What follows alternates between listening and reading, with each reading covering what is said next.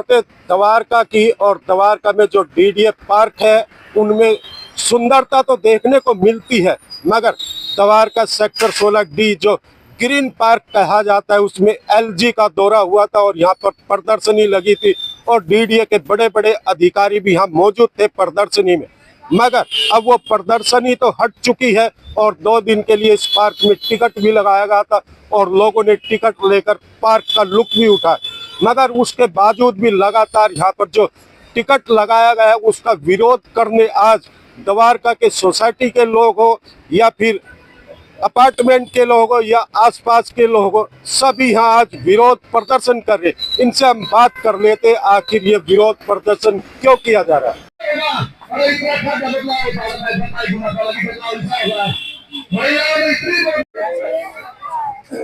जब तक नहीं भारत माता की, भारत माता की, दीजिए दीजिए दीजिए दीजिए, तानाशाही तानाशाही नहीं चलेगी,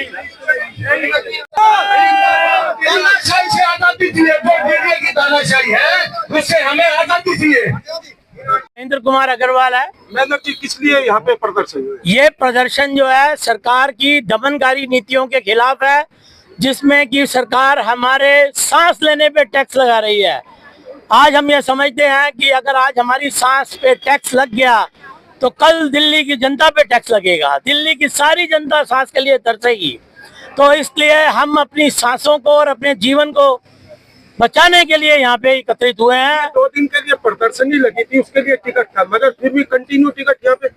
ये सरकार ने प्रदर्शनी करके हमारे लोगों का, द्वारका की जनता का एक टेस्ट लिया कि क्या हम प्रदर्शनी के लिए एक बार टिकट दे देंगे तो क्या आगे देते रहेंगे।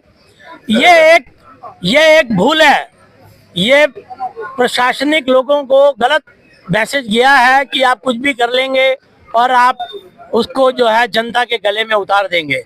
आप क्या कहेंगे? ये भाई साहब खाली इस पार्क का नहीं है, यो इन्होंने सुई चबो के देखी है कि सुई अगर सहन कर रहे हो, द्वारका के हर पार्क में टैक्स लगेगा, दिल्ली के हर पार्क में टैक्स लगेगा। ये यहाँ से स्टार्टिंग है। सब जागो, सब आओ।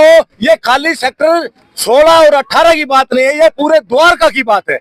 आप क्या कहेंगे? मेरा नाम हरपाल सिंह यादव है और इस पार्क में मैं टिकट नहीं लगने दूंगा तो मेरी जान चली जाए। ये दमनकारी नीति है।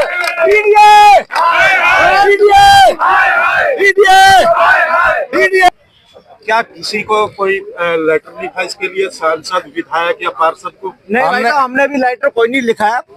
बताया था। वर्तमान सरकार को हम बताना चाहते हैं, अगर वो ये सोच रहे हैं, उनको हम ही लेके आए हैं दिल्ली में। बीजेपी को हमने, मैं कोर हार्ट से दिल्ली में हमने बीजेपी को साथ दिया, शुरू से बीजेपी के साथ रहे, लेकिन आज हम बीजेपी हमको नीचा दिखा रही है। बीजेपी की सरकार की हमने इसलिए बनाई थी कि पार्कों पे भी टैक्स लगा दे। हमारे अपने पार्क, हमारे अपने बुजुर्ग, हमारे अपने बच्चे खेलने से, सांस लेने से सांस ना ले पाए, उनकी सांसें अटक जाए। देखिए, ये पार्क वृद्ध लोग बहुत इसमें घूमते थे, अब ये इस पे टैक्स लगा दिया। इस पे अगर लोग रोड पे घूमेंगे और कोई एक्सीडेंट होगा, कौन जिम्मेदार होगा उसका? ये पहले ही इतना मोटा फीस लेकर जो स्पोर्ट्स कॉम्प्लेक्स बनाए हैं उनमें बहुत मोटी फीस ले रही है, उसके खिलाफ किसी ने प्रदर्शन नहीं किया। लेकिन ये एक बेसिक एमिनिटी है जो वृद्ध लोगों के लिए, बच्चों के लिए, अगर इस पे भी आप फीस लगा रहे हो तो कहाँ जाएगी जनता? क्यों महंगे फ्लैट लेके यहाँ द्वारका में हम रह रहे हैं? तो हमारा ये है, हमने लेटर भी लिखा है, हमने MP को लेटर लिखा है, LG को लेटर लिखा है कि इसको वापस लिया जाए, ये तुगलकी फरमान है।